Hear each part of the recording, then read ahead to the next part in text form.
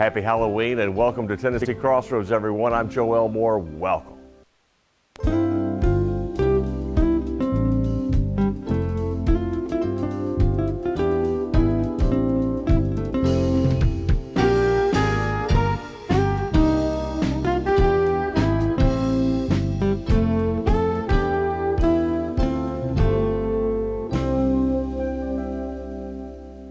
Well, it's that time of year when pumpkins get faces and kids get ready for a scary evening of Halloween.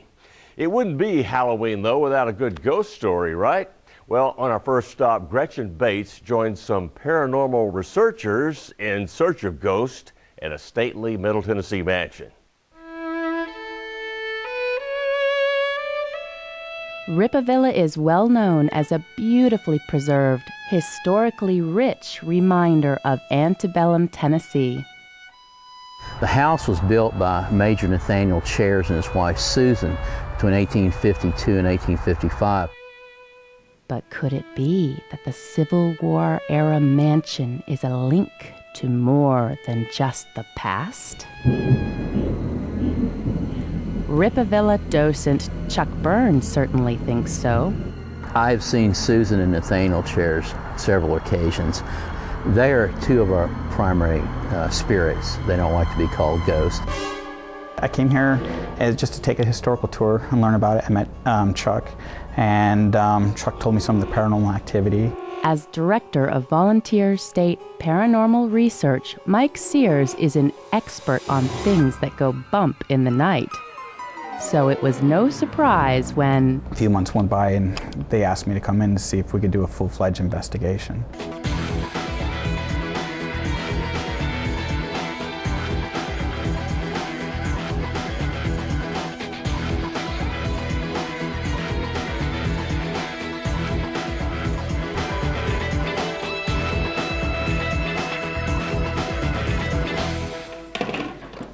We try to specialize in historical research with our paranormal activity to try to link the past with the paranormal.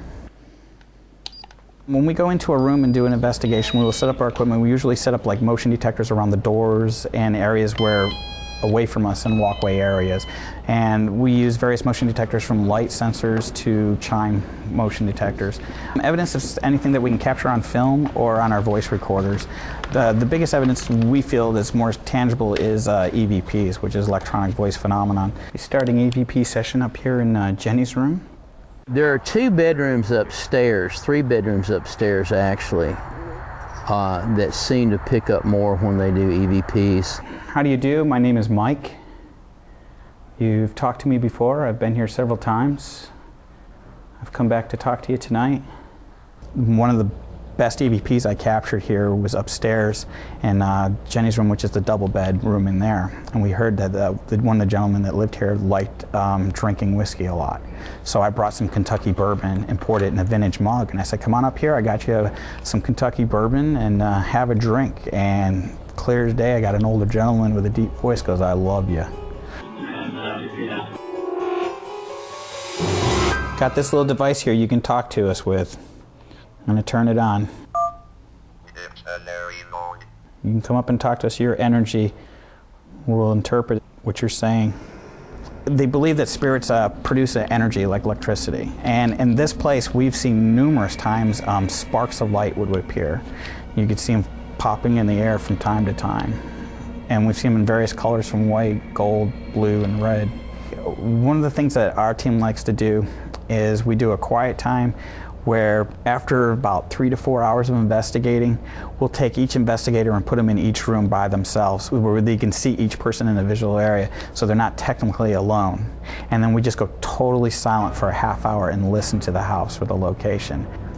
The baselines have been set, the video recorders are rolling, the EMF meters are on. Now all we do is wait for something from the paranormal. Gretchen! What? Can you keep it down? We can hear you. Oh, sorry. I've had people come up to me and say, why is there a soldier standing over by the fountain? Or, who's the child over there on the front porch? And there's no one there, but yet there is somebody there. We had one where we asked, can we get you anything? And the reply was peppermint. So when we came back with that evidence, we had asked one of the investigators, goes, I heard you like peppermint. What kind of peppermint do you like? Do you like tea or do you like peppermint candy? And we got a reply from a little girl that goes, candy. As you might expect, Mike runs into the occasional skeptic in his line of work, but he understands why.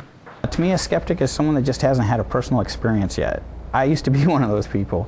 You know, when people say, oh, I saw a ghost, yeah, well, maybe you did. You know, maybe your eyes were playing tricks, you were tired, but I'm still skeptical when I investigate. You know, did I really just see that? You know, there's times I've seen full body apparition appear in front of me, and I'll have a camera in my hand, and everybody's like, well, why didn't you take a picture? Well, your mind's going 100 miles a minute going, am I really seeing this in front of me? And by the time you realize it, let me get a picture, it's gone. While they may share an interest in the paranormal, don't confuse Mike's team with those characters from Hollywood. We don't go busting ghosts, we don't hunt ghosts. And people go, oh, you're a ghost hunter. I said, to me, ghost hunters are people that are just going out to look to have a personal experience, to get scared, a cheap thrill, I call it. We're paranormal researchers. My whole team has had a personal experience, so we're not going out to search for that personal experience. We're trying to figure out what's causing those personal experiences or what's behind it. Regardless of what's behind it, these researchers will find it, whether the answer lies in this world or beyond.